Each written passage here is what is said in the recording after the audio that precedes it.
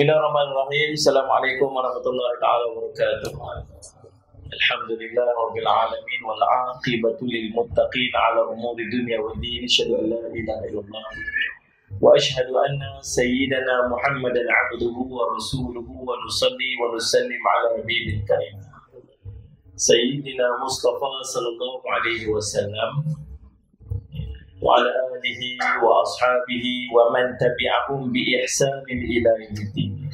Subhanaka la ilma lana illa ma 'allamtana innaka antal alimul hakim. Rabbi shrah li sadri wa yassir li amri wa hlul 'uqdatam min lisani yafqahu qawli. Bismillah ma syaa Allah la yasuqul khair illa Allah ma syaa Allah. La yasrifu su'a illa Allah ma syaa Allah. Maka min ni'matin fa min Allahi ma syaa Allah. Wala haula wala quwwata illa billah al-'azim azim. Amma ba'd. Yang dihormati tuan pengacara majlis, yang dihormati seluruh ahli dan kuasa, tuan-tuan imam, pegawai-pegawai masjid, para asatizah, ahli ulama, ibu-ibu ayah yang tuan-tuan perempuan sedang hadirin dan hadirat yang dirahmati Allah sekalian. Alhamdulillah. Puji syukur kita panjatkan kepada Allah SWT dengan limpah kurnia yang taufik di sisi Allah SWT kita dipertemukan pada malam ini. Mudah-mudahan pertemuan kita diberkati oleh Allah SWT. Tadi saya dari Kuala Lumpur, kita di dalam mesyuarat ahli jawatan kuasa majlis Dewan Dakwah Negara pergi tadi. Lepas tu pergi naik flight jam pula tadi, pemutar nak sampai dah ke YSG, jam di dekat Penang. Mentara nak melepas Semua jaya lapar. Coba ada kopi kan makan dua. Sudah sekalian. Alhamdulillah, puji syukur kita panjatkan kepada Allah SWT. Allah bertemu dengan kita pada malam ini. InsyaAllah malam ini kita akan bincang satu tajuk istimewa. Tajuk dia mencari redha ilahi, mencari keredaan Allah. Dan sebenarnya kita memang nak cari redha Allah. Hidup kita matlamat kita sebenarnya ialah kita nak cari redha Allah dekat kita. Waktu ada Salih Ismail syair yang disusun oleh ulama disebut ilahi anta maksudi wa ridhaka matlubi. Tuhanku, engkaulah maksudi, engkaulah maksudku, engkaulah tujuanku. Wa ridhaka matlubi. Dan keredaan engkau lah yang keredaanmu adalah pencarianku. Dengan maksud hidup kita tuan-tuan, maksud matlamat kehidupan kita ialah Allah. Dan dalam kita nak mencari Allah tu, dalam kita nak satu benda yang kita harap daripada Allah dekat kita ialah redha dia. Redha dia. Tuan-tuan, sehingga dalam riwayat cerita waktu kita duduk berimpun di syurga, waktu semua ahli syurga ni semua berimpun satu tempat, sallallahu alaihi Muhammad, tempat tu nama Hadiratul Quddus. Semua dah siap dah, semua ahli syurga dah, semua ready nak masuk syurga dah, kita dibawa masuk syurga dulu. Siapa orang pertama yang akan ketuk pintu syurga dengan kunci dia, dengan dia punya gelang di pintu syurga tu? Rasulullah SAW. Lalu malaikat yang menjaga pintu syurga tu dia tanya, siapa tu? Nabi SAW kata, ana Muhammad, aku Muhammad. Nabi SAW, lalu malaikat yang menjaga syurga tu dia kata, memang kami sedang menunggu kamu. Dan pintu syurga ini hanya akan dibuka kepada kamu. Itu Nabi kita sallallahu alaihi wasallam. Bukan Nabi lain. Sebab tu kadang-kadang kita kena rasa kan beruntung kita jadi umat Nabi Muhammad SAW. Sebab bila Nabi SAW masuk, kita lah yang akan ikut belakang Nabi SAW. Lepas tu buka pintu syurga. Bila buka pintu syurga, kita daripada luar ni nampak dan betapa indah dan cantiknya syurga depan kita. Lalu kita masuk. Bila kita masuk tuan-tuan sekalian, sallallahu alaihi Muhammad, nampak bangunan istana di laluan syurga tu, nampak pokok-pokok yang indah. Lalu kita dibawa naik satu kenderaan. Kenderaan tu macam mana? Tak tahu. Tuan-tuan ingat tu bayang macam kereta api Salih alaihi Muhammad apa safari Taiping apa kan. Kita duduk lah tu di bawah, pokok-pokok semua memberi laluan. Kita sampai di satu tempat nama Hadiratul Quddus. Satu tempat yang sangat indah dan sangat cantik. Salih alaihi Muhammad. Tuan-tuan, permaidani yang dihampar itu permaidani yang indah daripada syurga. Bila sampai tu, kita ni duk excited, duk macam apa ni, kita nak jumpa apa ni, tempat sangat cantik. Lalu dibawa pakaian-pakaian indah dekat kita pakai. Dan mula pakai pakaian syurga. Diberi pula tuan-tuan dekat kita mahkota, diberi cincin-cincin dekat kita ni, seorang satu yang tertera nama-nama Allah. Kita pun duduk tuan-tuan sekalian, bila kita duduk dibawa main makanan yang dibawa makanan oleh pelayan-pelayan syurga. Makanan ni kita makan satu suap, sedap ni Allah saja yang tahu. Allah sebut dalam satu riwayat, dalam satu hadis qudsi, syurga ini benda yang tidak dilihat dengan mata, benda yang tak pernah didengar dengan telinga, dan benda yang tak pernah terlintas dalam hati, itu syurga. Kalau kita cerita sedap, tak tahu nak cerita sedap ni, tak kerti nak gambar. Dan yang istimewa dengan syurga ni, kita makan satu suap yang berikutnya lebih sedap daripada suap yang sebelum ni. Makan lagi suap lagi sedap. Allah, macam mana tuan-tuan, tak tahu. Minum, ambil air minuman, minum teguk pertama, minum teguk kedua lebih sedap daripada teguk pertama. Kita ni kalau kenyang tak sedap dah. Waktu lapak tu sedap gamin. Saya dalam kereta di lapak gamin. Tengok buah tepi jalan pun nampak dia sedap. Ada apa dalam kereta tu, apa cucuk cempedak bila atau keras. Nampak sedap. Lapak je pasal. Ni. Tak sat dapat nasi dia bagi dah tuan-tuan. Tengok nasi tu tak ada dah. Tengok dah sedap. Tak risau kita makan, tak apa, kenyang. Kalau cuba mak tadi yang sedap. Jenis kita kalau makan perut dah kenyang dah tak rasa sedap dah. Walhal benda tu sama aja sedapnya. Tapi di syurga, makan yang berikut lebih sedap. Makan berikut lebih sedap. Minum berikut lagi sedap. Lagu mana tuan-tuan tak tahu. Sebab tu Allah sebut dah dalam riwayat tu, Allah kata apa? Benda yang tak pernah nampak dengan mata, benda tak pernah tengok dengan telinga, benda tak pernah terfikir dengan akal. Itu syurga. Lalu tuan-tuan, sallallahu alaihi wasallam Muhammad, tengok ada macam satu burung syurga.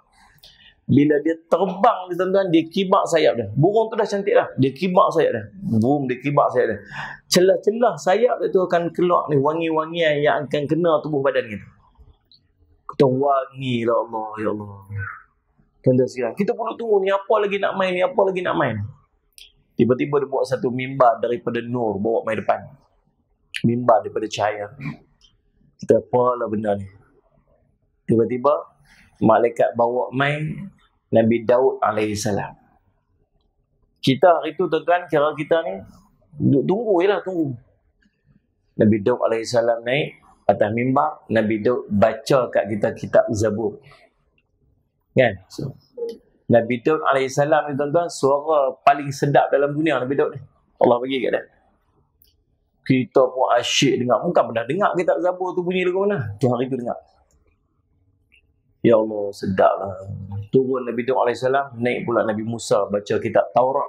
Tu pertama kali kita dengar kitab Taurat. Siapa baca? Nabi Musa baca sendiri.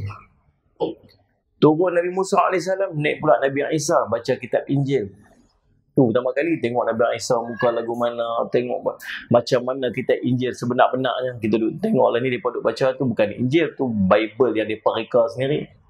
Tulisan-tulisan dia panggil wise men, orang-orang penulis-penulis mereka yang mereka compile, mereka himpun, mereka kata tu Injil. Tu bukan Injil. Kita hari tu kita dengar Injil yang sebenar yang dibaca oleh Nabi Isa AS. Turun Nabi Isa AS, naik Nabi kita Muhammad SAW. Allah, tuan-tuan. kita hari tu dengar Quran Nabi SAW baca sendiri. Kita pergi Mekah tuan-tuan dengar Imam Masjidil Haram baca pun kita dah habis hati dah. Betul lah. Teriak. Pasal apa teriak sini? Imam tu baca teriak. Imam tu faham dia baca apa. Yang baca teriak siapa? Pasal tu Imam teriak. Betul lah dia tak faham pun dia baca. Sudah sekalian semua. Baik. Hari tu kita dengar Quran Nabi sendiri baca. Allah tuan-tuan. Seronok ni tuan-tuan. Tak kerti nak cerita. Tak tahu nak cerita. Sebab tu kalau kita lah ni tak sedap bila dengar Quran, macam mana nak masuk syurga ni? Tak faham tak ni? Sedap tak ni? Kita duduklah kereta, dengar radio, tiba-tiba dia buat ayat Quran. Tuan-tuan rasa macam sedap nak dengar ayat Quran. Kan tuan-tuan tukar channel lain. Ikhlas abang tu dia, ikhlas. Lah ni mau tanya angguk semua lah. Dengar Ustaz, iyalah tu. Faham dia tak? Sunat kita akan sedap. Tapi ahli syurga bila dia dengar Quran tambah Nabi baca, satu Quran tak puas dengar kan? Tak puas dengar. Kita ya Allah. Sampai Nabi habis baca pun rasa macam tak puas dah nak dengar lagi. Biar-biarlah Nabi SAW turun. Saya tak boleh nak bayang waktu tu macam mana keadaan kita agak maklum macam ni tak lah. Syok ya Allah. Kan? Agak lah. Tuan-tuan, bila Nabi SAW turun di mimbar, kita duduk tunggu lagi. Apa lagi nak main ni? Apa lagi istimewa nak main? Tiba-tiba tuan-tuan dengar satu suara di langit. Suara ni kita tahu suara Allah. Suara paling indah yang tak ada gambarannya di dunia ni. Dia kata, wahai hamba-Ku sekalian, kamu nak apa lagi hari ni? Allah, kita nak apa lagi tuan-tuan? Nikmat punya banyak dah, makan pun sedap bukan main lah. Dengan tengok Nabi, dengan dengar baca Quran, rasa macam Allah tak mau apa dah. Cukup dah ya Allah, cukup dah nikmat apa aku dapat ni hari ni, cukup sangat dah. Allah kata, dah, hari ni ada lagi aku nak bagi kat kamu. Yang lebih istimewa daripada semua yang kamu dapat. Apa dia ya Allah, apa dia? Tiba-tiba terbuka langit. Terbuka langit. Keluar wangi-wangian. Wangi yang sangat wangi. Terbuka langit yang berikutnya. Waktu tu terbuka hijab di antara kita dengan wajah Allah. Hari tu kita tengok wajah Allah tu lagu mana. Tuan-tuan, Allah yang kita sebut antara perkataan mula yang kita sebut tu kita kecil-kecil dulu ni. Allah yang kita duk semayang, yang kita duk menghadap dia, yang kita duk sebut, duk angkat tangan, duk sebut nama dia, yang kita duk merayu, merintih kat dia. Hari tu kita tengok dengan mata kita sendiri. Allah. Nikmat yang tak ada tandingan selain daripada yang tu. Nikmat paling istimewa, nikmat tengok wajah Allah. Lupa habis segala nikmat. Tengok wajah Allah. Waktu tu kita buat apa? Dalam ayat sebut, kita semua jatuh sujud. Sujud. Ya Allah, kami tak mau apa dah ya Allah. Kami tak mau apa dah hari ni ya Allah. Kamu nak apa lagi hari ni? Tak mau apa dah ya Allah. Kami nak redha-Mu ya Allah. Kami nak redha-Mu. Nak redha aja. Allah kata, aku dah redha dah kamu hari ni. Aku dah redha kamu hari ni. Hari ni, hari aku akan tunaikan segala janji-janji aku dulu. Kita dah mujahadah dah, kita dah bersungguh dah, kita dah tinggal maksiat dah, kita sungguh nak buat amal. Hari ni hari aku nak tunaikan segala janji. Dah ambil dah segala kenikmatan syurga. Tuan-tuan, sampai duduk depan Allah pun kita nak apa? Redha Allah. Maka tuan-tuan, macam mana cara kita nak cari redha Allah? Itu mukadimah dia. Mukadimah dia. InsyaAllah kita ada berapa poin hari ni, 4 poin lebih kurang. Kita berhenti dalam pukul 12 setengah lagi, insyaAllah. Gelak tak apa nak gelak. Mau nak gelak apa tu, berinang elok kat depan. Tuan-tuan yang dirahmati sekalian. Baik, saya Muhammad. Tuan-tuan, yang pertama, macam mana cara untuk kita merebut redha Allah? Yang pertama tuan-tuan, ialah kita beriman dengan sungguh-sungguh iman kepada Allah. Bukan beriman main-main ni, beriman dengan sungguh-sungguhnya iman. Salih ala sayyidina. Keridhaan Allah hanya boleh dicapai dengan beriman kepada Allah yang Maha Esa lagi Maha Kuat, iaitu dengan kita mentaati segala perintahnya, tenang dan yakin terhadap janji-janjinya. Inilah kelompok yang disebut sebagai mutmainnah. Para malaikat memanggilnya nanti pada hari kematian dia dengan menyebut, ya ayyatuhan nafsul mutmainnah, irji'i ila rabbiki radiyatan mardiyah, fadkhuli fi ibadi wadkhuli jannati. Wahai jiwa yang tenang, kembalilah kepada Tuhanmu dengan hati yang redha dan diredainya, dan masuklah ke dalam golongan hamba-Ku dan masuklah ke dalam syurga-Ku. Surah Fajar ayat 27 sampai 30. Menurut Imam At-Tabari, an-nafsul mutmainnah tadi ni, jiwa yang tenang itu bermaksud jiwa yang sentiasa tenang dan yakin dengan janji Allah. Dia berjanji kepada mereka yang beriman kepadanya bahawa mereka akan mendapat kemuliaan di dunia dan di akhirat. Lalu mereka beriman dan percaya kepada janji tersebut. Sallallahu alaihi Muhammad. Dalam tafsiran lain, maksud nafsul mutmainnah ialah jiwa yang percaya dan yakin bahawa Allah adalah Tuhannya, tunduk pada perintahnya dan menerima segala ketentuan. Pendapat yang lain pula menyebutkan jiwa yang tenang tadi ni bahawa dia yakin bahawa Allah adalah Tuhannya dan sentiasa bersiap sedia untuk mentaati dan melaksanakan perintahnya. Tuan-tuan, dalam hidup kita berjumpa dengan dua benda. Yang pertama benda yang Allah suruh, yang kedua benda Allah larang. Tunda ikut yang ni. Ikut yang ni. Sebenarnya bukan susah sangat, tapi kita merasa susah. Nabi kata, ma nahaitukum anhu fajtanibuh wa ma amartukum bi fa'tu minhu mastata'tum. Apa yang aku larang pada kamu, hendaklah kamu tinggalkan. Apa yang aku perintah pada kamu untuk kamu buat, hendaklah kamu lakukan dengan sedaya yang termampu oleh kamu.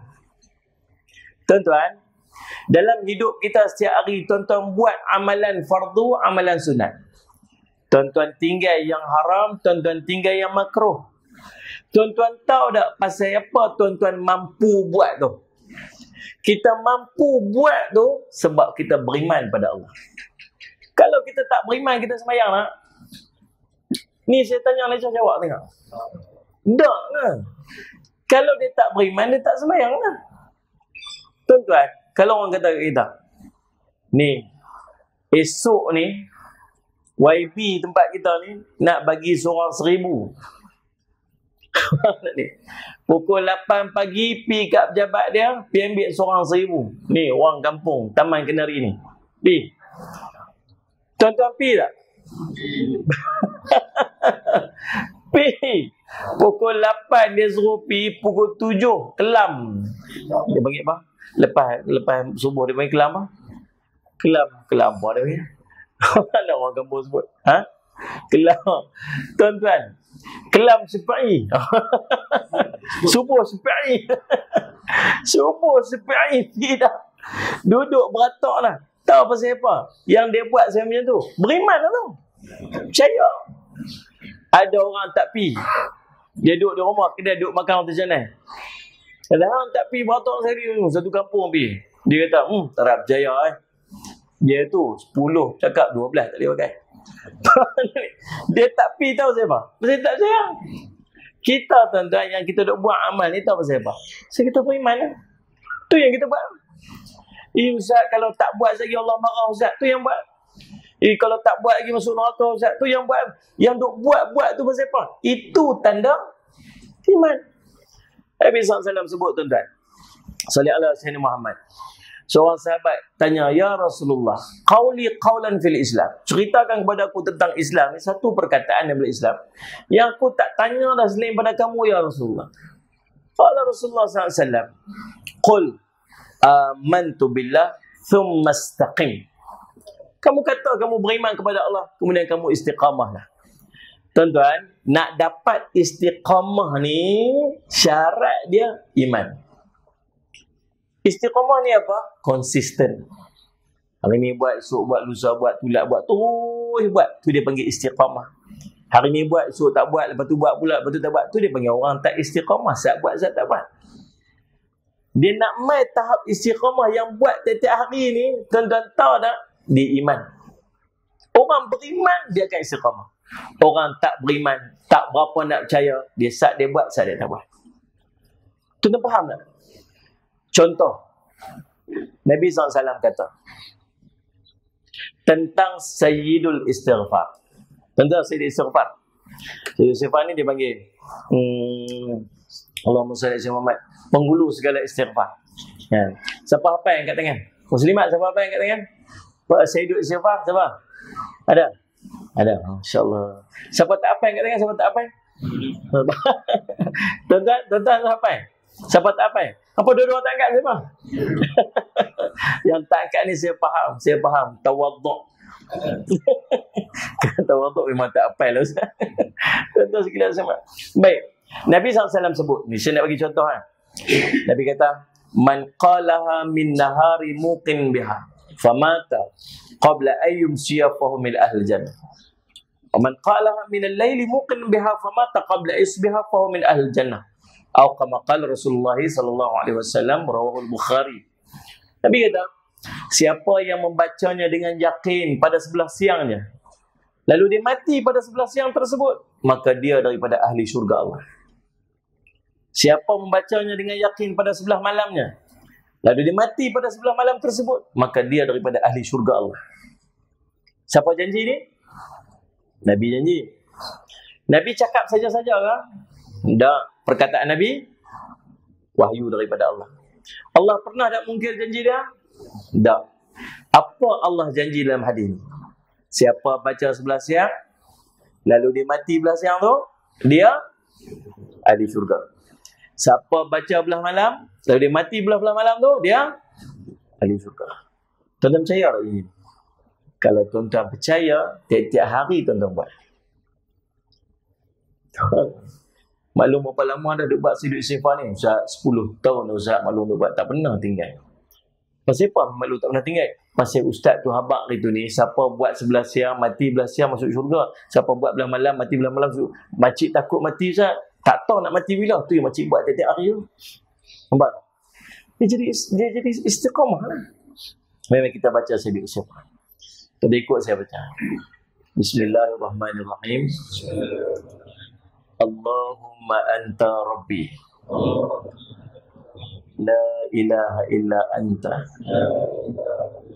khalaqtani wa ana abduka wa ana ala ahdika wa wa'dika mastata'tu a'udzu bika min syarri ma sana'tu abu'u laka bi ni'matika alayya wa abu'u bi dhanbi faghfirli fa innahu la yaghfiru dhunuba illa anta. Sayyidul Istighfar. Faham ni? Contoh yang kedua. Nabi kata apa? Idza sallaita subh faqul qabla an tukallima ahadan minan nas Allahumma ajirni minan nar sab'a marrat fa inna mitta min yaumika kataballahu laka jiwaran minan nar atau kama qala. Wa idza sallaita al-maghrib faqul qabla an tukallima ahadan minan nas, Allahumma inni as'aluka al-jannah, Allahumma ajirni minan nar, fa in mitta min lailatika kataballahu laka jiwara minan nar, atau kama qala Rasulullah SAW. Hadis riwayat Abu Daud dan An-Nasa'i. Nabi kata, apabila kamu selesai solat subuh, maka katakan sebelum kamu bercakap apa-apa dengan manusia yang lain, Allahumma ajirni minan nar, 7 kali. Seandainya dia mati pada siang tersebut, akan ditulis baginya perlindungan daripada api neraka. Dan apabila selesai solat maghrib, maka bacalah sebelum kamu berkata apa-apa, Allahumma inni as'alukal jannah, Allahumma ajirni minan nar, 7 kali. Seandainya dia mati pada sebelah malam tersebut, maka akan ditulis baginya perlindungan daripada api neraka. Faham tak? Baca tak tadi maghrib? Baca. Kalau baca, malam ni nak pergi pun tak parah. Oh, jangan Ustaz, jangan. Lawak kulim boleh Ustaz, tu jangan. Tapi kita tak tahu nak mati bila. Sebab tu dua amalan ni jangan tinggal setiap hari. Sayyidul istighfar, kalau dia mati hari tu, dia daripada ahli syurga Allah. Tidak ni. Yang ni, Allahumma ajirni minan nar, kalau dia mati hari tu, dia dapat surat, dia dapat perlindungan daripada api neraka Allah. Cantiklah doa ni. Orang yang beriman, dia macam mana? Dia akan buat. Sebab dia takut dia mati hari tu. Maka dia jadi orang yang istiqamah. Beriman atas apa? Beriman atas janji Allah yang Allah sebut kat dia tadi. Faham tak? Sama juga dengan amalan-amalan yang lain. Nabi kata, ihfadillah yahfazka. Yahfadillah tujadhu tujahaka. Kamu jaga Allah, Allah jaga kamu. Kamu jaga Allah, kamu akan dapati Allah berada di hadapan kamu. Apa maksud jaga Allah? Ni kita nak belajar ni, bukan nak belajar saja ni. Ni nak tahu ni, kita nak buat sungguh-sungguh ni. Lepas mengaji ni, nak jadi sungguh ni macam yang kita mengaji ni. Boleh? Tahu pasal apa? Pasal main benda ni bukan main saja, tuan-tuan. Betul tak ni? Kalau nak cerita penat letih tak ni? Letih, main kak. Duduk rumah, syok kan? Tengok TV, lagi best. Cucu dah kat rumah, nak ulit cucu, syok. Saya buat cucu, saya main kali. Ada cucu tak? Amin tak? Tu ada. Benda salih alaihi Muhammad. Faham tak? Duduk rumah. Dah, Allah nak bagi baik ni kat kita. Allah gerak hati kita main, Allah bagi lapang masa untuk kita main. Allah nak bagi kebaikan dekat kita. Sayang bila Allah bagi tapi dia tak mau ambil. Ya Allah, bagilah aku baik dunia, ya Allah bagi aku baik akhirat, ya Allah aku nak masuk syurga, ya Allah. Allah pun main panggil doa ni. Nah, buat amal ni supaya ambil. Lepas tu tak mau. Buat tak buat. Pasal apa tak buat? Tadi minta sangat nak ambil. Tak mau. Sombong kita dengan Allah. Faham tak ni? Nabi kata, yahfadillah, kamu jaga Allah, yahfazka, Allah akan jaga kamu. Apa maksud jaga Allah? Ini masih duduk dalam iman tadi ni. Baru poin yang pertama nak dapat redha Allah ni. Apa maksud jaga Allah? Maksud dia, yang pertama kata ulama mufassir, kamu melaksanakan yang fardu tanpa sambil lewa. Maksud dia, buat benda fardu bukan buat main-main, buat sungguh-sungguh. Kalau cerita semayang maghrib, cerita semayang zuhur, semayang pukul 4.30 pun mayang zuhur juga. Betul ni? Lagi tak masuk asar? Masuk asar dah pun mayang juga. Qadaan. Mayang juga tu. Faham tak ni?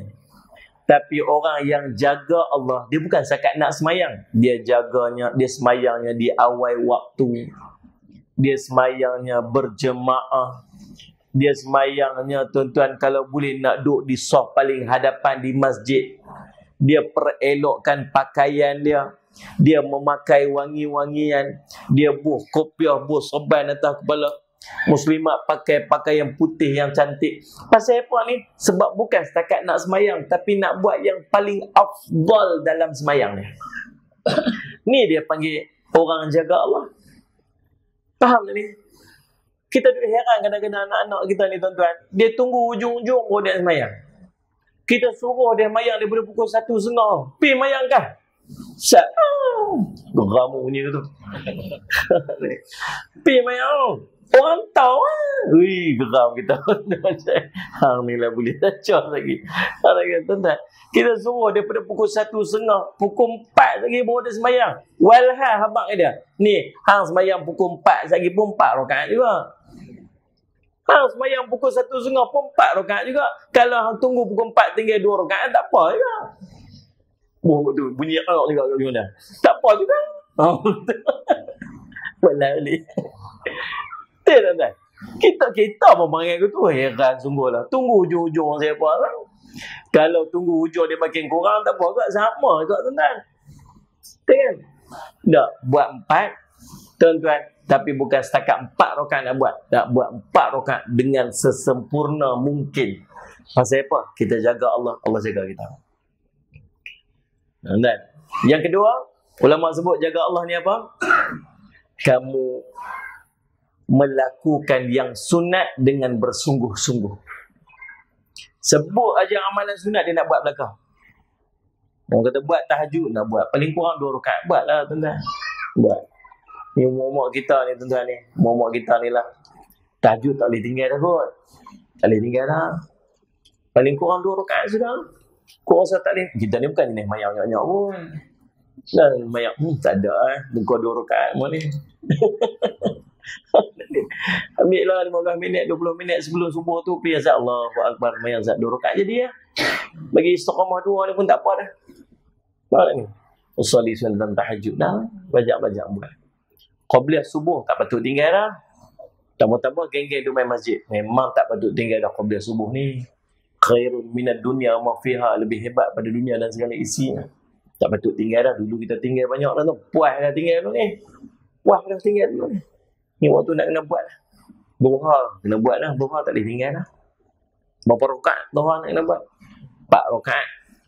Nabi SAW suruh buat 4. Nabi SAW tanya, sahabat tanya Aisyah, Nabi SAW kalau dia buat duha berapa rakaat? Nabi kata, Aisyah kata arba'an, 4 rakaat. Dan Nabi SAW tambah sesukanya. Nabi SAW sebut dalam satu hadis yang lain, dalam satu riwayat Allah menyebutkan, ya ibni Adam irka'li min awalin nahari arba'an, wahai anak Adam, rokoklah kepada aku pada awal siangnya dengan 4 rakaat, maka aku akan mencukupkan sehingga ke akhirnya. Nabi SAW sebut satu hadis yang lain, man sallat duha arba'an wa qabla al-ula arba'an banallahu lahu baitun fil jannah. Siapa yang semayang duha 4 rakaat dan semayang sebelum zuhur 4 rakaat, maka Allah akan membina untuknya satu rumah dalam syurga. Tu semua saya sebut dalil-dalil semayang duha 4 rakaat. Buatlah, kena buatlah. Belajar buat. Mana ni sebab? Bab duha boleh kat muslimat. Yang ni boleh kat mereka. Kita balok ni. Sombong aku pun. Balok tu tak nak buat, ya Allah. Kena paksa buat. Kena paksa. Faham tak ni sini? Demikian sunat witir. Sunat-sunat rawatib dengan cerita lah. Ini kena buat lah. Sunat rawatib, qabliyah, ba'diyah kena buat lah. Faham tak ni? Tuan-tuan, kita nak jadi orang yang jaga Allah ni. Jaga Allah. Jadi kita orang mengaji, jangan buat sama macam orang tak mengaji. Kita duduk main masjid, tak patut kita ni amalan sama macam orang yang tak main masjid. Tak patut. Pasal kita tahu. Faham tak? Paling tidak, bila tuan-tuan nak buat semayang sunat ni, tuan-tuan kena ingat satu benda je. Kalau tuan-tuan malas sangat nak mayang sunat ni, tuan-tuan perlu ingat satu benda je. Mayang aku tadi, fardu tadi, punya letak. Tidak. Mayang maghrib tadi nak tak? Cabak main. Rasa macam khusyuk sangat dah mayang maghrib ni. Allahu Akbar. Ya Allah, khusyuk ni hari ni. Ya Allah. Tu tak khusyuk lah tu. Tak nak melilau mata, otak lebih kat macam. Tuan-tuan saya sebab. Faham? Kalau rasa tahu semayang kita sangat tak sempurna. Malaikat, Allah tanya, malaikat, dia ni orang semayang tak? Semayang ya Allah. Semayang dia lagu mana? Macam kemuruk. Sungguh? Lumpang, koyok nak cariin. Malaikat, dia dah main sunat tak? Ada ya Allah. Ambil pahala sunat dia, tampung bagaimana. Lepas tu, baru Allah nak tengok pahala amal yang lain. Kalau tak, tuan-tuan sekalian, pahala semayang kita tak cukup sampai Allah nak tengok amalan pahala-pahala yang lain. Itu kunci dia. Kalau tuan-tuan rasa malas sangat, tuan-tuan fikir itu je. Assalamualaikum warahmatullahi wabarakatuh. Lepas mayang fardu tu fikir, teruknya mayang. Paksa diri pilah sat. Ya Allah. Mayang. Allahu Akbar. Terang nak mayang ya tuan-tuan. Dah mayang tak apa lah. Hai. Sekali lepas isyak ni siapa tak mayang jaga.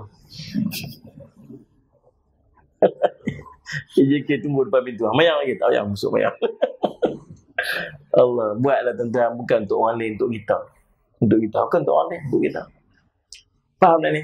Jaga. Amalan-amalan sunat kena jaga. Boleh? Baca Quran, zikir. Tuan-tuan. Yang ketiga, jaga Allah ni apa? Jaga Allah ni meninggalkan yang haram. Ni tak ada cerita mengenai buat. Benda haram semua tinggal. Mai haram aja tinggal. Tak bincang dah. Faham ni? Orang kata ni daripada 4 tahun ni ada tak ada sijil halal lagi. Tak payah buat, tak payah ambil Faham ni? Kata yang ni tak ada sijil halal ya. Tak tahu. Yang keempat, jaga Allah ni apa? Membina satu tembok di antara dia dengan yang haram. Namanya syubhah. Maksud dia orang yang jaga Allah ni sebelum sampai haram dia berhenti dah. Berhenti sebelum haram ni apa dia? Syubhah. Allah sebut, Nabi sebut, innal halala bayyinun wa innal harama bayyinun wa bainahuma umurun mushtabihatun la ya'lamuhunna katsirun minan nas. Wa man ittaqa syubhati faqad istabra'a li dinihi wa irdihi. Wa man waqa'a fi syubhati waqa'a fil harami. Atau kama qala sallallahu alaihi wasallam. Rawal Muslim. Nabi SAW sebut, yang halal tu jelas, yang haram tu jelas. Namun ada di antara keduanya yang nama syubhah, yang ramai orang tak tahu tentangnya. Siapa yang berjaga-jaga daripada syubhah ni, maka dia telah menjaga agamanya dan menjaga kehormatan diri dia. Siapa yang ambil syubhah ni, kemungkinan dia jatuhlah haram. Faham tak ni? Kita ni yang duduk dalam masjid ni tuan-tuan sekalian, dan duduk luar masjid sebagainya, nak kena ada satu tuan-tuan sekalian, dia panggil apa? Tak, warak sikit. Tak warak lagu mana? Tengok kalau benda tu macam boleh tak boleh, boleh tak boleh, boleh tak boleh. Tuan-tuan tak payah ambil. Faham tak? Ataupun satu benda tu orang kata apa? Ada orang kata halal, kata haram. Kau ni kata halal, kau ni kata haram. Kita kata apa? Tak payah. Faham tak ni? Nabi kata, dak ma yaribuka ila ma la yaribuka. Tinggalkan benda yang meragukan kamu dan ambil yang sahih. Yang rasa tak ragu ambil. Kalau rasa boleh tak boleh, boleh tak boleh, boleh tak boleh, tinggal. Kena buat lagu tu kot. Dah lah ni kena buat lagu tu dah kot. Mayang tak khusyuk, ibadat tak sedap. Tahu pasal apa? Dia ambil syubhah banyak-banyak. Dia ambil syubhah banyak. Faham tak? Tuan-tuan, kita tahu tak kena lah ni. Tak kenapa. Kena cari yang orang Islam buat. Sungguh kan? Macam saya duduk dalam bidang ni, tuan-tuan, saya tahu lah Allah. Tuan-tuan tahu tak 70% daripada makanan yang tuan-tuan duduk beli tu, 70% yang ada cop halal, mau bukan Islam buat. Daripada 10 tu, 3 je orang Islam buat, 7 lagi orang bukan Islam buat. Saya nak tanya, kalau maklum masak kan, nasi goreng kan, pagi-pagi. Masak nasi goreng, selawat. Allahumma salli ala sayyidina Muhammad, Allahumma salli ala sayyidina Muhammad. Apa jadi dengan masakan kita? Sedap tak? Sedap serupa-serupa. Selawat tak selawat serupa-serupa. Apa jadi dia? Berkat. Betul tak? Berkat bukan dia kira nombor kan? Berkat segi anak-anak kita jadi baik, makanan jadi berkat, yang kurang jadi cukup. Pasal apa? Kes selawat ni. Kalau bismillah, Nabi kata benda yang harus pada syarak namun tidak dibacakan bismillah padanya, tidak disebutkan nama Allah padanya, maka terputus, hilang berkat. Kalau ada orang masak, dia seorang ni baca bismillah, seorang tak baca bismillah, tuan-tuan nak makan yang mana? Makan yang orang baca bismillah. Pasal apa? Pasal berkat. Faham tak? Ini bukan tak bismillah. Yang kita duk makan tu bukan orang tu tak bismillah. Baru lepas sembah tokong ya. Faham tak? Tuan-tuan pergi tak makan kedai tu? Pergi kedai tak lalu kot Ustaz. Sama lalu tu bak kuk teh muntah selalu. Tak pi kot. Kedai tak pi, tapi barang dalam plastik tu, barang yang dekat kedai yang dalam plastik tu, manufactured by Tai Kucing Sdn Bhd. Beli. Kalau ni tuan faham ke cerita apa ni? Jagalah, jaga benda masuk dalam perut. Tu sembahyang tak sedap, sembahyang tak khusyuk, ibadat tak sedap. Pasal semua masuk dalam perut kita. Hadis yang saya baca ni, halal haram syubhat tu, lah tahu hadis Nabi kata apa? Lah sekali Nabi kata apa? Inna fi kulli jasadin mudghatan. Idza salahat salahal jasadu kulluhu wa idza fasadat fasada jasadu kulluhu ala wahyal qalb. Nabi kata halal, haram, syubhah. Siapa jaga syubhah, dia jaga agamanya, jaga kehormatan dirinya. Lah Nabi kata apa? Sungguhnya pada tubuh kamu ada seketui daging. Kalau elok daging ni, elok semua tubuh. Kalau buruk daging ni, buruk semua tubuh. Itu adalah hati kita Nabi SAW. Pasal apa? Awal Nabi amat halal, haram, syubhah. Lah Nabi sebut hati. Sebab apa yang kita makan, itulah yang akan jadi. Itu yang kita akan jadi. Haram makan, tubuh kita akan buat benda haram belakang. Makan yang syubhah, tubuh kita akan redah apa saja kita tak kira. Jaga. Ada ni. Baik. Hasil daripada kita jaga Allah yang 4 tadi ni. Ingat yang 4 tadi sebut apa ni? Yang wajib buat elok. Yang sunat sungguh-sungguh buat. Yang 3 haram berhenti. Yang keempat jaga yang syubhat. Apa dia akan dapat? Allah akan jaga dia. Macam mana Allah jaga dia? Yang pertama tuan-tuan, Allah akan jaga akidah dia. Akidah dia tak sesat. Tuan-tuan tengoklah ni macam-macam tuan-tuan sekalian. Dia berasa dia betul. Kita abang salah ni. Tak, aku betul. Ulama semua kata salah ni. Tak, aku betul. Hanya fitnah aku. Pula dah. Kita pula fitnah dia. Ada budak-budak dia buat merepek tu lah. Kita tegur, jangan buat macam ni. Sagi apa mahu pula. Siapa kamu belagak Tuhan? Dia kata kita pula belagak Tuhan. Kita sedang sebab. Tahu pasal apa je itu? Pasal Allah gelincirkan akidah. Tuan-tuan, akhir zaman Nabi SAW sebut, iman kita akan keluar daripada hati-hati manusia ni macam anak panah keluar pada busur dia. Dia cupi sampai tak berasa. Dia tak tahu. Dia cakap, dia buat. Yang pertama sekali, Allah, bila Allah jaga kita, iman kita Allah jaga. Yang kedua, Allah akan limpah keberkatan dalam hidupnya. Berkat dalam hidup ni lagu mana? Tuan-tuan, bukan setakat makan je berkat. Bukan setakat rezeki je berkat. Waktu berkat, usia berkat. Saya nak bagi satu contoh je waktu berkat. Tuan-tuan, selama saya duduk cerita, tuan-tuan boleh faham ke cerita apa ni? Boleh faham kan? Saya masih duduk dalam sekuen kan? Dalam susunan dia. Kalau terkeluar, tuan-tuan beritahu katanya. Tuan-tuan, saya nak bagi satu je contoh. Bila Allah bagi kat kita berkat waktu. Kita ni duduk sibuk buat kerja sehari-hari. Muslimat dengan kain. Laki-laki dengan kerja. Tahu muslimat dengan kain? Pagi-pagi basuh kain. Buat apa tu? Basuh kain. Lagi sidai kain. Lepas tu, di mana ni awak? Tak nak di mana awak? Di pak kain. Lepas tu, kerja kain. Orang lelaki dengan kerja. Dia nak tahu. Ada kerja. Kalau mak, banyak kerja. Relax mak, tak ada kerja. Ini kan kerja ya. Kita punya duduk sibuk sehari-hari ni tuan-tuan. Salih Allah si Muhammad. Ada kawan kita, kalut dia lebih dari kita ni. Tu kita tanya ke dah baca Quran lah ni. Baca. Aku kalut pun tak ada baca. Tapi kita tengok dia kalut lebih dari kita ni. Baca Quran. Banyak mana baca Quran. Alhamdulillah dapat juzuk lah. Juzuk. Aku juz saya dapat. Juz oren begitu ni. Quran tak jumpa. Mayang poha ni. Mayang. Orang tak. Aku tak dan itu lepas betul. Kita nampak tak? Walau dia sibuk lebih daripada kita. Tahu pasal apa dia dapat? Tahu apa Allah bagi dia? Berkat waktu. Faham? Imam Nawawi rahimahullah, dia wafat dan dia meninggal sekitar umur dia 45 tahun ya. Tapi buku-buku karangan dia berpuluh-puluh buku. Kitab Riyadhus Salihin itu yang menghimpunkan hampir 2000 hadis.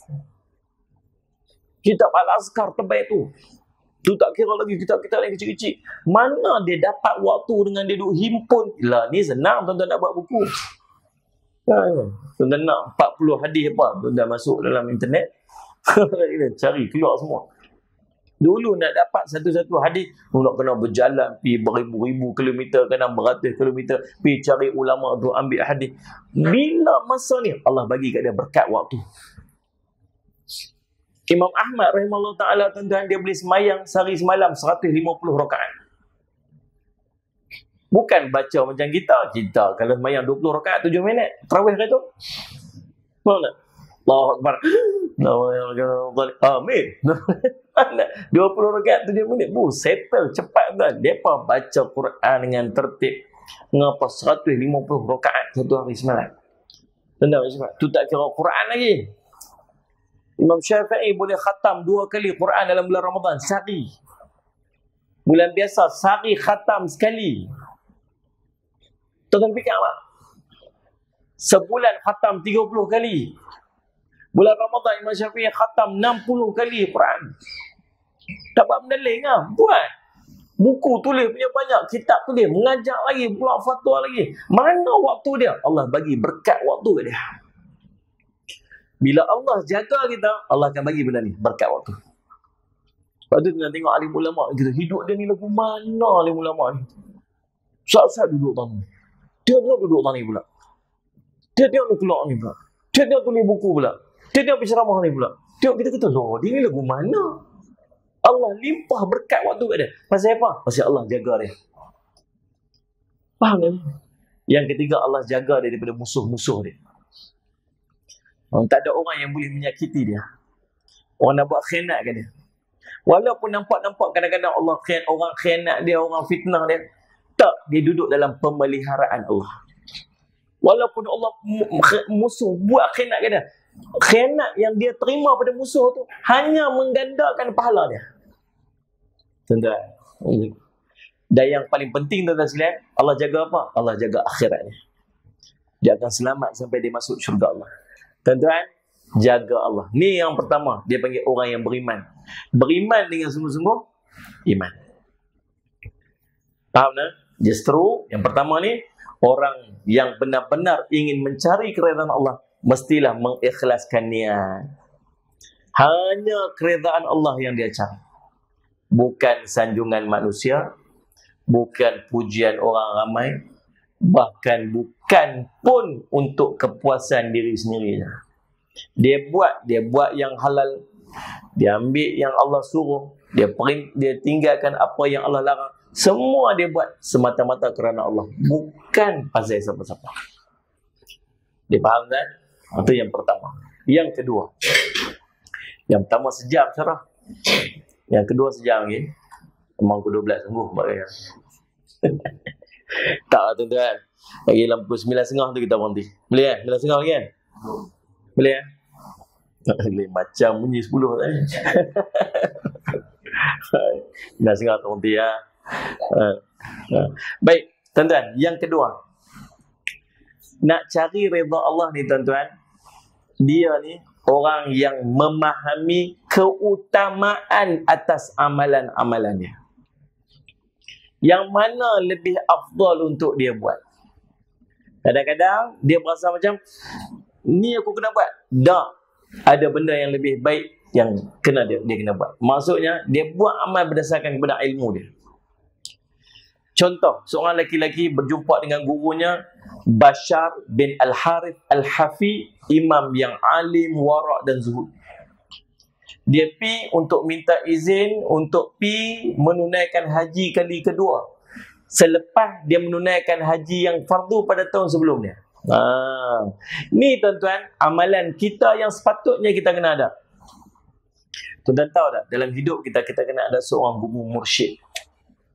Tahu guru mursyid, guru yang bimbing kita, tunjuk kita. Guru ni tuan-tuan, dia ada 3 peringkat. Yang pertama, dia panggil salih alaihi Muhammad muallim. Muallim. Muallim ni orang mengajar. Ramai muallim. Ustaz-ustaz yang mengajar kita ni ramai muallim. Dekat sekolah pun ramai muallim. Dia mengajar. A, B, B. Puasa, puasa. Zakat, zakat. Betul?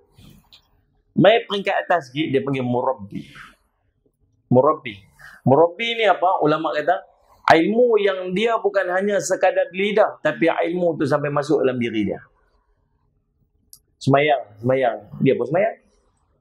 Semayanglah tahajud. Dia suruh main tahajud. Dia pun main tahajud. Ini dia terkejut. Tuan-tuan, semayanglah tahajud. Saya Alhamdulillah pagi tadi telah jawab subuh. Tadi cerita dia suruh orang buat, dia buat tak? Ini murabbi. Dia memimpin manusia kepada Tuhan.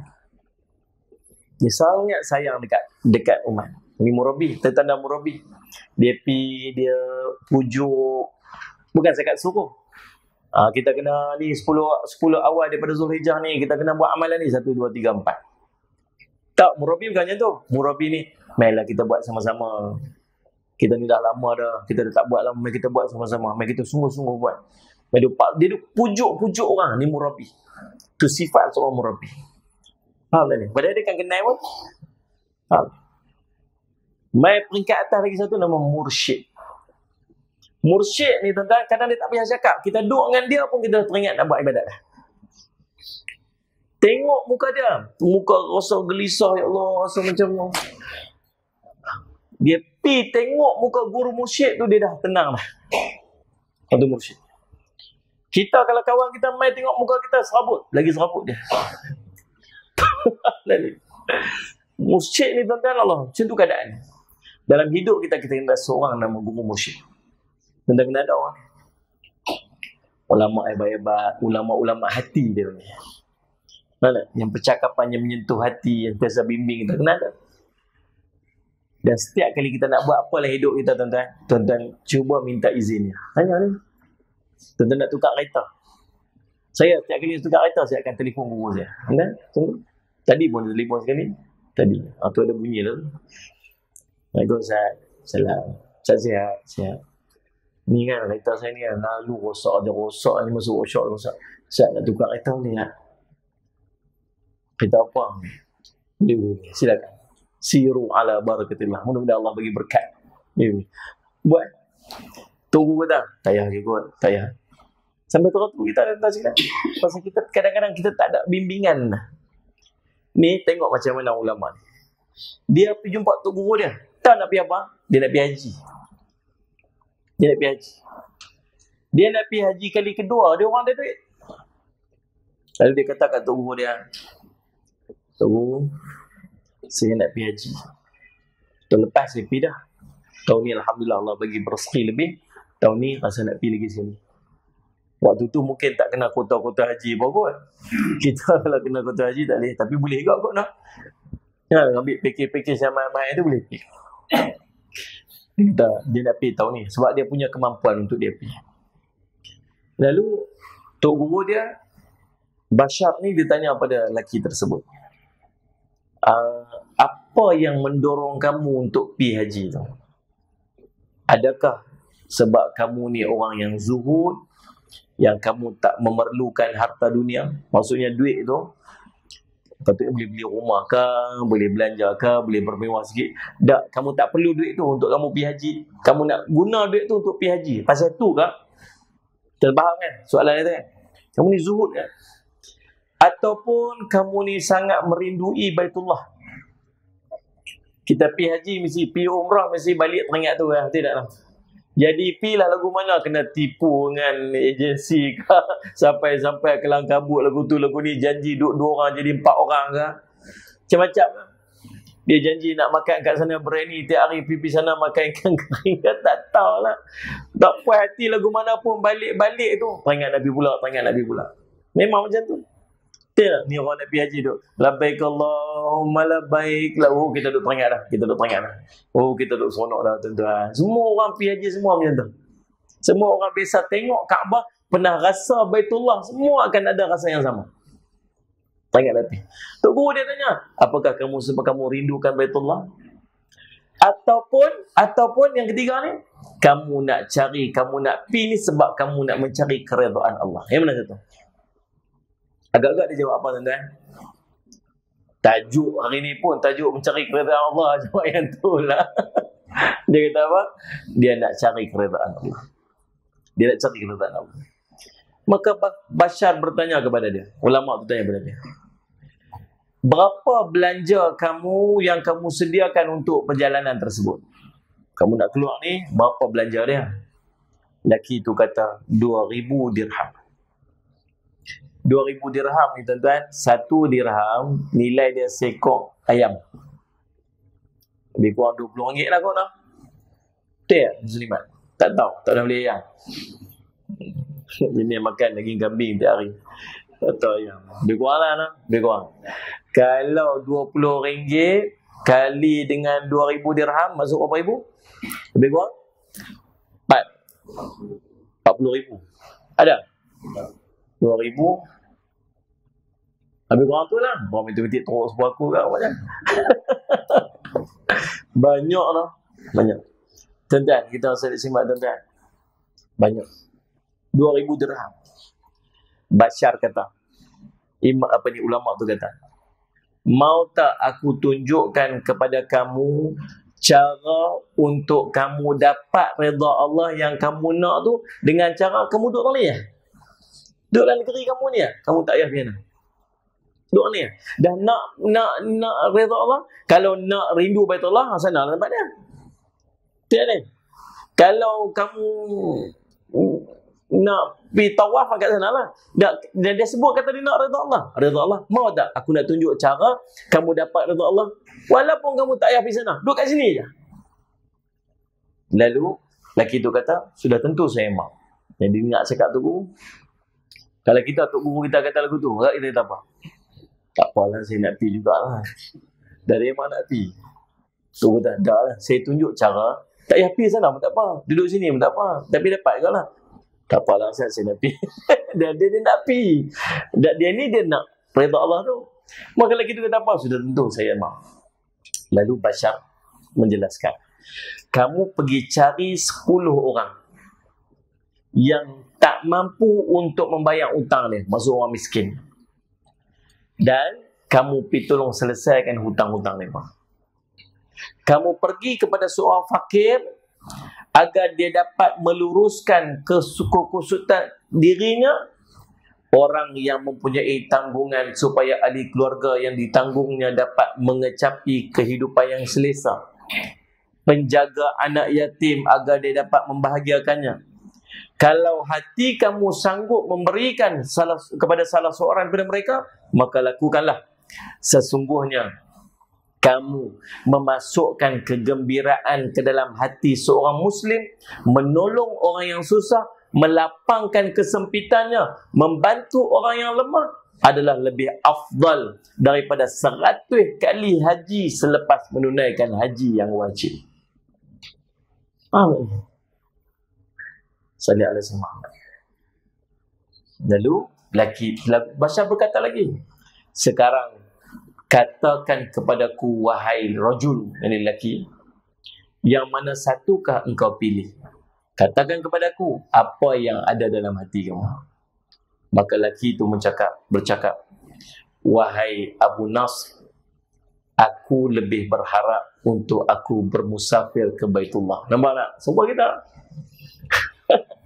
tak payah cerita lah hebat lagu mana, cerita apa pun tak. Dia nak pergi cerita dia. Cerita dia nak pergi.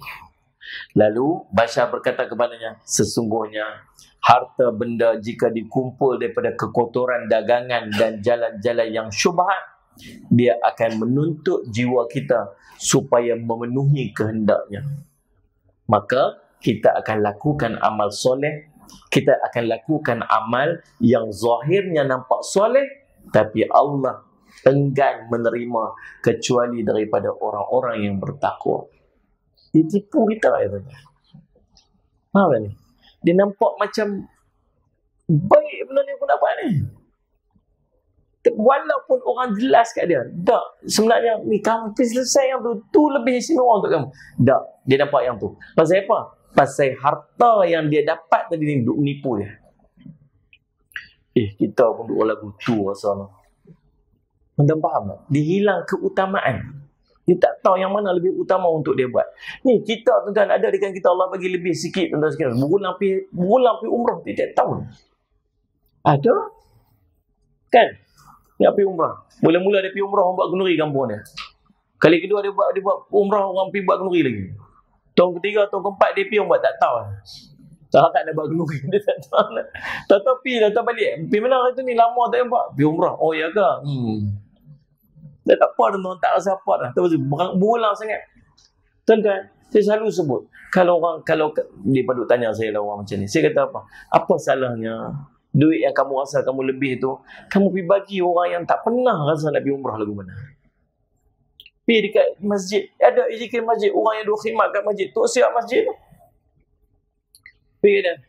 Haji, pergi umrah tak lagi? Panggillah nak pergi. Tapi tak ada duit lah. Ni, ambil duit ni, Pak Lun pergi umrah. Oi, dia sujud syukur tuan-tuan. Tengok ni. Dia balik rumah, dia buat kenduri tuan-tuan. Dia punya seronok tuan-tuan, tengok dia doa kita tiap hari. Kita pergi belum tentu Allah terima ni. Kita pergi hantar orang pergi tuan-tuan. Pahala dia dapat kat kita solid sikit pun tak kurang. Kita tak jenis orang lagu tu. Kita kira kita ya. Saya selalu pesan kadang-kadang dia nak bawa anak-anak kecil-kecil, baby-baby. Kalau jemaah-jemaah saya nak bawa baby sekali. Saya selalu kata tak payahlah, kalau boleh tak payah. Pasal apa? Pasal jumlah dia lebih kurang sama macam orang besar ya. Dia bukan 50%. Dia kurang dalam 30% ya. Faham tak? Kalau harga 7,000, budak baby tu kena bayar lebih kurang 5,000. Lepas tu terangkat dah umrah dia. Terangkat dah umrah wajib kat dia. Tak, dia belum balik lagi. Nanti dia balik, dia kena pergi lagi sekali pula. Lepas tu, duduk kat sana, kalut bukan nak bergilak jaga. Nah, hari ni orang abang pergi dulu, tawaf lagi. Nanti balik, cek pula jaga. Abang betul, abang jaga, cek nak pergi pula. Rugi tuan-tuan. Kalau anak tu tak ada kat situ, dua-dua boleh pergi. 2 kali dia dapat umrah. Betul tak ni?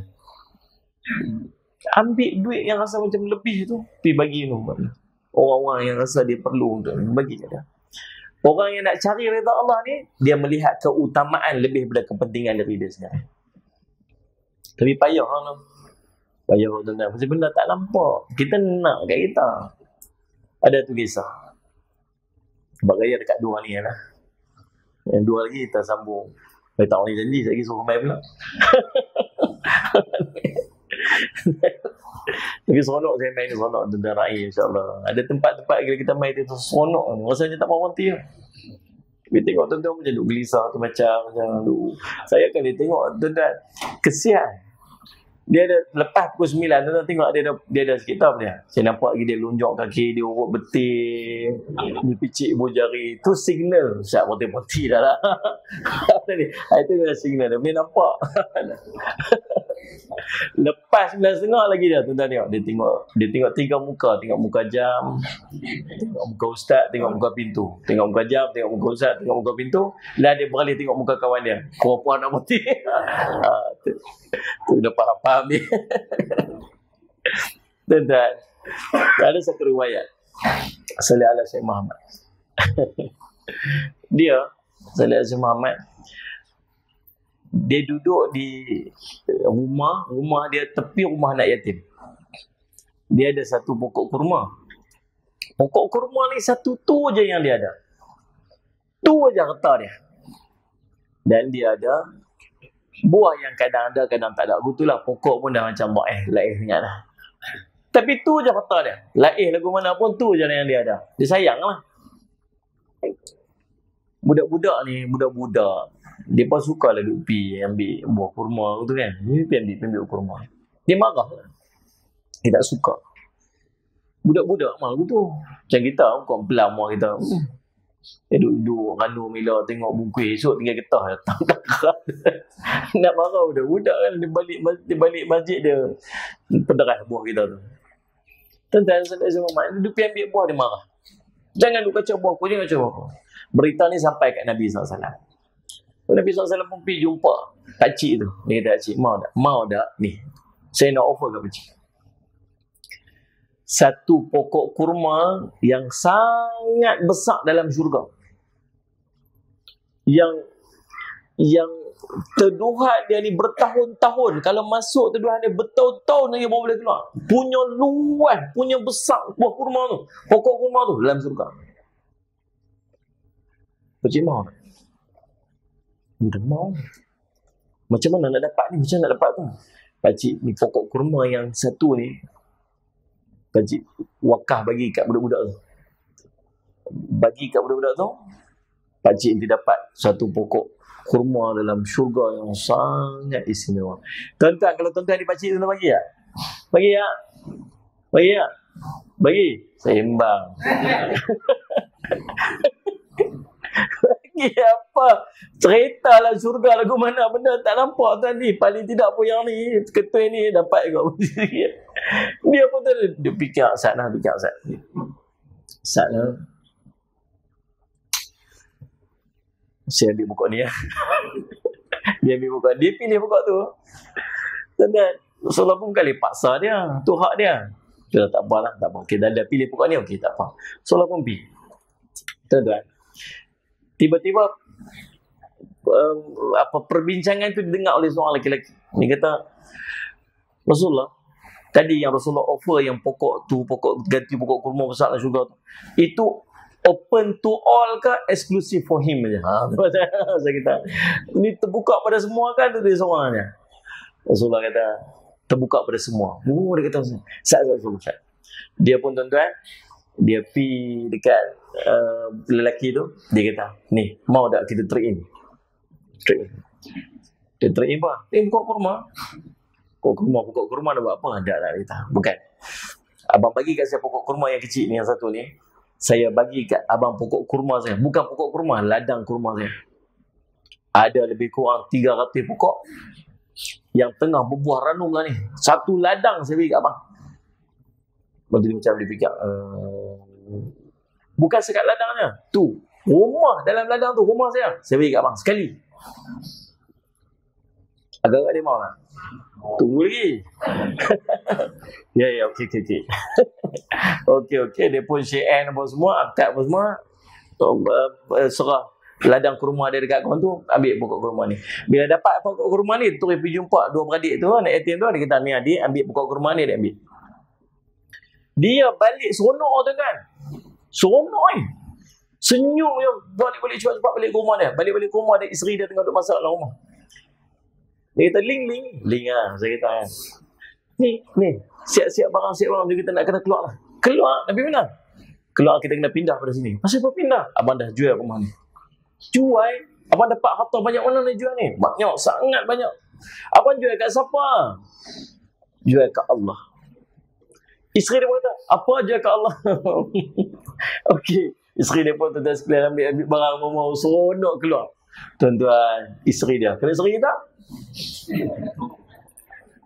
Ni Ustaz, malah ni Ustaz buat kutipan wakaf apa semua. Dia kata, Ustaz tu punya semangat dia Ustaz bagi kuliah tadi ni. Ustaz, tu rumah saya tu rumah saya dapat ujung tu. Ustaz, tu rumah tu saya wakaf kat madrasah. Ustaz, saya beli abang kat isteri saya. Dia pun start waktu beli rumah dia. Dia kata, yang jom kita pindah keluar rumah ni. Keluar pergi mana? Dia kata, ni abang dah jual rumah ni. Jual kat siapa? Jual kat Allah. Agak-agak apa bini kita nak kata? Have you out of your mind? Keluar bahasa Inggeris. Apa? Tuan-tuan tu bini. Tapi subhanallah tuan-tuan, tengok ada orang dia beriman. Iman, dia tahu mana prioriti, mana yang lebih utama untuk dia buat. Faham tak Rasulullah? Kita orang yang cari redha Allah macam tu. Redha Allah, salli ala Muhammad, dia akan dapat dengan dia bersifat ihsan dengan manusia yang lain. Faham tak? Ada satu kisah orang dia 60 tahun. Masih kisah lagi. Kisah terakhir. Saya buat nak berhenti 9.30 kan? 3 minit lagi. Jam tu lah. Jam saya cukup lah. Tuan-tuan saya Muhammad. seorang Bani Israel, dia ibadat 60 tahun. 60 tahun buat ibadat dalam tempat khalwah dia tu. Tiba-tiba selepas dia selesai ibadat, dia keluar asap. Waktu dia keluar asap tu, dia jumpa dengan seorang perempuan. Dia tergoda dengan perempuan tu, dia berzina. 60 tahun punya ibadat, keluar berzina. Bila dia berzina, dia kata, ya Allah, dia menyesal. Sungguh-sungguh dia menyesal ni, menangis. Lalu tuan-tuan, dalam dia tengah duduk menangis tu, tiba ada seorang lelaki main. Saya lapar, minta makan. Dia ni, dia tak lalu nak makan, dia duduk gelisah dengan dosa yang dia buat. Akhirnya dia ambil roti yang dia duduk ada 2 keping. Dia ambil roti tu, dia bagi kat abang, dia ambil. Dia tak boleh makan. Lalu tuan-tuan, dia terus menangis. Akhirnya tuan-tuan, dengan kesedihan tu dia mati. Sampai dia mati. Bila dia mati, dia pipi depan Allah. Dia tengok-tengok, pahala amal dia 60 tahun dibawa main depan dia. Lepas tu bawa dosa zina tu, letak dosa zina lebih berat daripada 60 tahun punya amal. Dia kata, sudah dah, kita buat terus macam mana nak buat ni. Baru tiba-tiba tuan-tuan, dibawa satu amal yang dia buat lepas zina tu. Apa dia? Sedekah dia ni roti. 2 keping roti dia letak 2 keping roti. Lebih berat lagi daripada 60 tahun punya pahala amal. Dan lebih berat daripada dosa zina yang tadi, lebih berat daripada lalu dia dimasukkan syurga. Tahu pasal apa? Apa beza dia antara 2 keping roti tu dengan 60 tahun amal tadi? 60 tahun amal tadi dia buat seorang-seorang dia aja. Hablum minallah. Dia dengan Allah semata-mata. Tapi yang dia buat sedekah ke orang tu tuan-tuan, itu hablum minannas. Dia dengan manusia yang lain. Faham tak? Waktu dia bagi orang tu makan, mungkin dengan tenaga yang dia dapat, akhirnya dia menambah ibadat. Ibadat yang dia buat tu, pahala sampai kat dia. Mungkin dengan tenaga yang dia dapat daripada tu, tuan-tuan, akhirnya dia keluar pergi kerja. Dia cari rezeki untuk isteri dan anak-anak dia. Ganjaran pahala tu sampai kat dia. Tuan-tuan faham tak ni? Waktu tuan-tuan, dalam kita nak cari redha Allah, tuan-tuan kena bersifat ihsan dengan manusia yang lain. Tuan-tuan, itu yang ketiga. Yang keempat, yang kedua. Yang ketiga, tuan-tuan sekalian, jangan mencari redha manusia, meninggalkan redha Allah. Nabi SAW sebut dalam satu hadis, barang siapa mencari redha Allah, man tamassa redha Allah bisakhatin nas, kafahullahu mu'natan nas. Wa man ittamasa ridhan nas bisakhatillah, wakalahullahu illan nas, atau kama qala. Siapa yang mencari redha Allah sekalipun memperolehi kemurkaan manusia, maka Allah akan mencukupkan kebergantungannya terhadap manusia. Siapa cari redha Allah, sampai dengan dia cari redha Allah tu, manusia tak redha kat dia, manusia murka kat dia, apa Allah akan bagi kat dia? Allah akan bagi dekat dia rasa cukup dengan manusia. Dia tak perlu bergantung dengan manusia. Tapi kata Nabi SAW, barang siapa yang mencari redha manusia, sekalipun memperolehi kemurkaan Allah, maka Allah akan menyerahkannya kepada perhitungan manusia. Allah tak beritahu dah dia. Urus sendirilah dengan manusia yang lain. Faham tak? Jadi Syekh Al-Mubarakfuri berkata dalam mensyarahkan hadis ini, maksud Allah akan menyerahkan kepada manusia ialah Allah akan membiarkan manusia menguasai dirinya sehingga dia disakiti atau dizalimi oleh manusia yang lain. Faham tak? Tuan-tuan, cukup 3 benda tu. Cukup dah malam ni. InsyaAllah, mudah-mudahan kita mendapat redha di sisi Allah SWT. Dalam hidup kita Allah redha, dalam amalan-amalan kita juga Allah redha, dan Allah juga redha untuk kita masuk ke syurga Allah SWT. Nah, so kita selalu doa yang tu. Apa dia? Saya semakkan macam doa. Raditu billahi rabba wa bil islami dina wa Muhammadin nabiyyan wa rasula. Kita juga doa untuk masuk syurga Allah. Kita kata apa? Saya semak. Kita kata Allahumma inna, bukan yang tu, lupa dah. Nanti kita jumpa, kita ingat, kita lain. Doa yang kita selalu duk baca pada bulan Ramadan. Allahumma innaka afuun karimun tuhibbul afwa fa'fu 'anna wa an walidina wa Allahumma innaka afuun karimun tuhibbul afwa. Sebelum tu, doa sebelum tu. Allahumma inna nas'aluka ridhaka wal jannah. Baru ingat. Allahumma inna nas'aluka ridhaka wal jannah. Ya Allah, Allahumma inna nas'aluka, kami mengharapkan, kami mohon kepada kamu ya Allah, ridhaka, ridha engkau, wal jannah, dan syurga. Bukan sekat nak masuk syurga, tapi nak masuk syurga dengan redha di sisi Allah SWT. InsyaAllah, tuan-tuan, saya minta ampun, minta maaf salah dan silap. Mudah-mudahan apa yang kita kongsi pada malam jadi manfaat pada kita. Dan mudah-mudahan kita dapat berjumpa lagi di masa dan ketika, insyaAllah. Aqulu qawli hadha wa astaghfirullah li wa lakum. Wassalamualaikum warahmatullahi ta'ala wabarakatuh. Bismillahirrahmanirrahim. Alhamdulillah rabbil alamin, wassalatu wassalamu ala rasulil amin, Sayyidina Muhammadin wa ala alihi washabihi ajma'in. Allahumma faqihna fid din wa 'allimna ta'wil wa ja'alna min ibadikas salihin wa hdina siratal mustaqim. Allahumma arina haqqa haqqan warzuqna ittiba'ah wa anna batila batilan warzuqna ijtinabah. Sallallahu ala sayyidina Muhammadin wa ala alihi wasallam. Alhamdulillah rabbil alamin.